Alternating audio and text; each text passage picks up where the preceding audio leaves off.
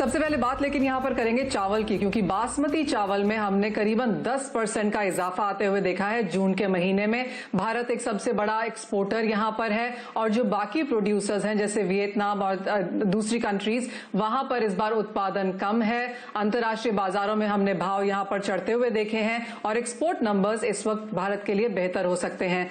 Domestic markets में भी यहाँ पर अनलॉक 1 के बाद हमने मांग बढ़ते हुए देखी है, उसका फायदा भी यहाँ पर भावों में देखने को मिला है। बुआई का इलाका इस बार काफी ज्यादा हो सकता है, लेकिन जिस तरह की मांग सामने है और जैसा कि सरकार ने एमएसपी बढ़ाया है, इस बार किसानों ने काफी हद तक यहाँ पर चावल या पैडी का ही रुख किया है। इस बारे में और डिटेल्स बात करने के लिए हमारे साथ all India rice exporter association के पूर्व प्रेसिडेंट विजय सेतिया जुड़े हैं। विजय जी नमस्कार। सबसे पहले बासमती चावल की ही बात कर लेते हैं, क्योंकि अच्छी खासी बढ़त पिछले महीने में यहाँ पर देखने को मिली है। अब इस महीने के लिए आपका क्या रुख है? ऐसा ये बासमती का जो रुख बना है पिछले महीने से, ये अब बना रहेगा।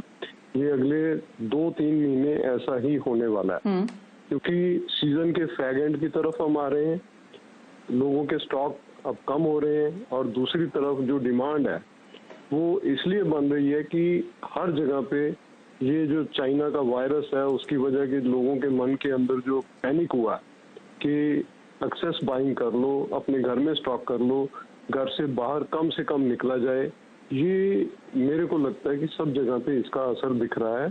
शेल्फें खाली हैं, लोग अपने घर में चावल लेके जा रहे हैं, जो चीज रखी जा सकती है लोग उन चीजों को खरीद रहे हैं। जी एब्सोल्युटली, क्योंकि अनसर्टनिटी यहाँ से आगे भी अभी बरकरार है, तो लोग ऑफ कोर्स अभी भी यहाँ पर खरीद रहे हैं। लेकिन विजय जी, जिस तरह से बुआई का इलाका हमने बढ़ते हुए देखा है, आपको लगता है इस वजह से यहाँ पर कुछ दबाव देखने को मिलेगा? क्योंकि स्टेट एजेंसीज की बात करें, फूड कॉर्पोरेशन इंडिया की बात करें, तो यहाँ पर उनके पास प्रोक्योरमेंट का स्टॉक बहुत ज्यादा है। जी, ऐसा है कि ये समय आ चुका है कि हमें अपना नॉन बासमती राइस का ऑफलोड करना जरूरी है। इंडिया के राइस की क्वालिटी की प्रोफाइलिंग को करना जरूरी है।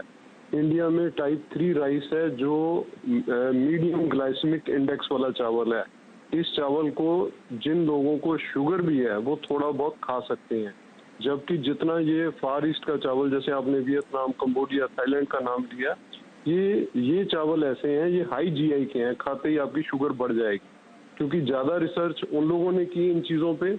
तो अगर हम अपने राइस की प्रोफाइलिंग करते हैं, बासमती तो एक माना हुआ है कि इसको पुराना कर लो तो लो जीआई हो जाएगा, ठीक है, और बाकी राइस भी जो इंडिया के, इनका टेस्ट, फ्लफीनेस, ये एक ऐसा क्राइटेरिया जिसको हमने कभी हाईलाइट नहीं किया और इसको एज ए कमोडिटी हमने मार्केट किया है, चाहे हमारे जितने भी नॉन बासमती के लोग हैं। लेकिन फिर भी आप देखोगे कि नॉर्थ इंडिया का जो नॉन बासमती चावल है वो साउथ के मुकाबले आज भी $150 ऊपर बिक रहा है। जो मार्केटिंग कर रहे हैं उनको बेहतर प्राइस मिल रही है, जो मार्केटिंग नहीं कर रहे उनको उससे कम प्राइस मिल रही है। दूसरा, इसमें मैं ये कहना चाहूंगा कि जो गवर्नमेंट ऑफ इंडिया ने मार्केटिंग, जी मैं एक बड़ी जरूरी बात कहूंगा, जो गवर्नमेंट ने किसानों के हित में ये फैसला लिया है कि किसान चाहे अपना धान मंडी में बेचें, चाहे मिल वाले को सीधा बेचें, और कोई भी किसान के माल को व्यापार कर सकता है जिसके पास पैन कार्ड है। तो मैं समझता हूँ कि आने वाले समय में धान की और चावल की कीमतों को ये भी बहुत बड़ी सपोर्ट देने वाला है। इसमें किसान का मुनाफा भी बढ़ेगा और इंडस्ट्री का मुनाफा भी बढ़ने की पूरी उम्मीद है। जी विजय जी बहुत शुक्रिया हमारे साथ जुड़ने के लिए। तो क्लियरली यहाँ पर कुछ चावल जो नॉन बासमती है उसकी मार्केटिंग करने की जरूरत है। बासमती के भाव 10% पिछले महीने बढ़े हैं और आगे भी यहाँ पर बढ़त की ही एक्सपेक्टेशन है। तो क्लियरली चावल एक ऐसी चीज है जो लोग खरीद रहे हैं, स्टोर भी कर रहे हैं, अनसर्टनिटी अभी भी है, तो ये कमोडिटी है जहां पर आगे रहकर भी बढ़त रह सकती है। लेकिन इसी के साथ लेंगे एक छोटा सा ब्रेक। जब लौटेंगे तो दीपाली भी जुड़ेंगी हमारे साथ और बात करेंगे नॉन एग्री कमोडिटीज की। आप देख रहे हैं कमोडिटी राउंडअप, ज्ञान शेखर और साथी रविंद्र राव बने हुए हैं। कुछ ही पहले आउटलुक गोल्ड सिल्वर पर ले लेते हैं, जहां पर गोल्ड में स्पेशली हमने नए रिकॉर्ड बनते हुए देखा, उसके बाद एक कंसोलिडेशन फेज आज के सेशन में देखने को मिल रहा है। ज्ञान शेखर जी, क्या व्यू रहेगा आपका? एंट्री लेनी हो तो बेहतर लेवल क्या होंगे और इन लेवल से क्या स्ट्रैटेजी है?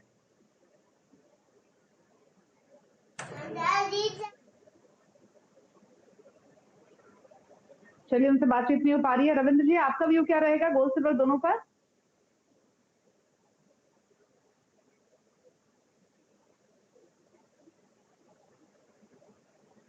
कल के सेशन में भी अराउंड 1796 97 के आसपास आके वहां से अभी ये अराउंड 1784 के आसपास चल रहा है। तो मेरे हिसाब से 1778 ऑन द लोअर साइड और upside 1800 would be the range. और अगर एमसीएक्स की बात करें तो एमसीएक्स में आज रुपया थोड़ा सा एक डिप्रिशिएट हुआ है, जिसकी वजह से एमसीएक्स पे सपोर्ट मिला है। तो मुझे लगता है कि अगर 48,050 48,040 तक अगर प्राइस आते हैं तो I think it's a good buying opportunity, क्योंकि जैसे मैंने बताया 1778 76 से अच्छा सपोर्ट है कॉमिक्स पर। और जो अनसर्टेनिटी बनी हुई है वो अभी भी गोल्ड के लिए पॉजिटिव है। गोल्ड में हमने ज्यादा कोई फॉल नहीं देखा है। तो मेरे हिसाब से अराउंड 47,950 का एक स्टॉप लॉस मेंटेन करके 48,450 तक का एक टारगेट एक्सपेक्ट कर सकते हैं गोल्ड में। ठीक है, ज्ञान शेखर जी, क्रूड पर आपका व्यू क्या रहेगा? थोड़ा मुनाफे वसूली आज के सेशन में देखते हैं, और जो 15 जुलाई को ओपेक अलाइज की मीटिंग है वो बहुत इंपॉर्टेंट है क्रूड मूवमेंट के हिसाब से, लेकिन उससे ठीक पहले क्या आउटलुक लेकर चल रहे हैं और क्या स्ट्रैटेजी रिकमेंड करेंगे?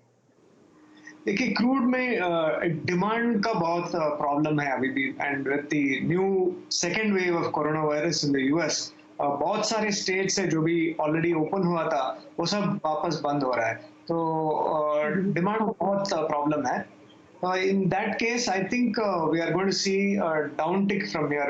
As of now, थोड़ा प्रेशर बन रहा है क्रूड प्राइसेस में। मेरे ख्याल से 2,900 तक जाने का चांसेस है, तो सेल करके जाना चाहिए करंट लेवल पे।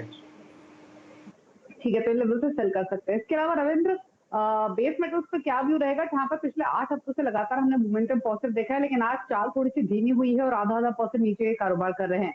प्रॉफिट बुकिंग की एक्सटेंड हो सकती है? अगर हाँ तो कहीं कोई ट्रेड रेकमेंड करेंगे नीचे की तरफ?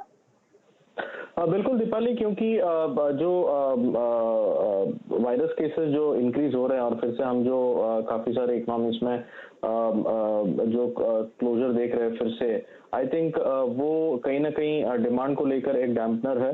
और काफी रन अप हो चुका है। अगर हम कॉपर की बात करें तो कॉपर में ऑलमोस्ट 6,200 के आसपास एलएमई पे प्राइसेस आ चुके हैं। और जो मार्च के लोज थे वहां से ऑलमोस्ट रिकवरी आई है। तो मेरे हिसाब से ये जो रिकवरी है this is just a relief recovery. और जो यूएस चाइना के कंसर्न्स है और जो वायरस रिलेटेड कंसर्न्स है, आई थिंक वो ज्यादा अब ऊपर के लेवल पर टिकने नहीं देंगे प्राइसेस को। मेरा ट्रेड कॉपर में होगा। कॉपर में जैसे मैंने आपको बताया 6,150 $200 डॉलर का एक स्ट्रॉन्ग रेजिस्टेंस है। तो मेरे हिसाब से शॉर्ट करके चल सकते हैं। 465 का टारगेट होगा और स्टॉप लॉस इसमें हम 472 के आसपास मेंटेन कर सकते हैं। क्विकली ज्ञान शेखर जी, आप कोई ट्रेड रेकमेंड करेंगे मेटल्स में? मेटल्स में ओवरऑल एक स्टिल अभी भी बुलिश ट्रेंड इंटैक्ट है, but you know like the guest mention, demand का बहुत प्रॉब्लम है आगे, and China's demand season is going to go down now. तो कॉपर में for the day it is a buy on dips, but as it goes up to 470 it will be a sell on a rally, but थोड़ा positional होगा। वापस 455 तक आने का chances है। ठीक है, तो कॉपर में इमीडिएट स्ट्रैटेजी तो सेल करने की है, लेकिन अगर बढ़ेगा तो ऊपरी स्तरों पर जाकर वापस पोजीशन आप बना सकते हैं, जैसे कि उन्होंने रेकमेंड किया है। शुक्रिया ज्ञान शेखर जी, और साथ ही रविंद्र आपका भी शो का हिस्सा बनने के लिए और स्ट्रैटेजीज बताने के लिए। इसी के साथ एक ब्रेक देख सकते हैं आवाज समाचार। नमस्कार।